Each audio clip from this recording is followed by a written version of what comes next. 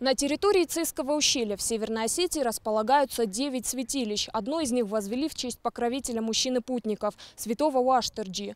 Храм имеет многовековую историю, но вот уже 15 лет из-за плохой дороги добраться сюда очень сложно. По словам местных жителей, святилище было основано более 500 лет назад, но к концу 20 века строение почти разрушилось, а прилегающие территории заросли высокой травой. Тогда за восстановление храма взялся реставратор Слава Джанаев. 15 лет назад святилище было вновь отстроено, как и полагается, без единого гвоздя. Но тропы к нему так и остались непроходимыми. Туда нельзя было уже вовнутрь заходить, оно рухнуло, разрушилось, гноило, потому что древесина была местная, цейская древесина, оно быстро гниет, потому что дерево не проходит определенную процедуру обрабатывания, и оно сгноило. Но Кувандон находился чуть ниже данного построения, где оно сейчас стоит.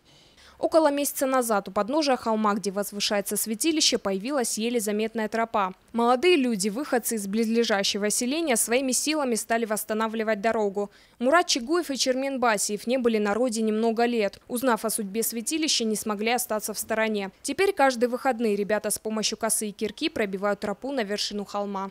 Есть вроде бы жильцы в селе, которые не хотят этим заниматься и кому не нужно это им. И как-то просто дали слово возле святого места, что мы начнем и восстановим это все. И мы приезжаем в пятницу, до воскресенья работаем 3 дня. То есть в неделю мы держим пост, ни свинину не кушаем, ни колбасы, ничего. То есть ни спиртного не пьем. Очень правильный образ жизни ведем, прежде чем сюда прийти. Кроме деревянного сооружения, на возвышении находятся и древние захоронения. Такие места у Остин всегда были предназначены для молитвы.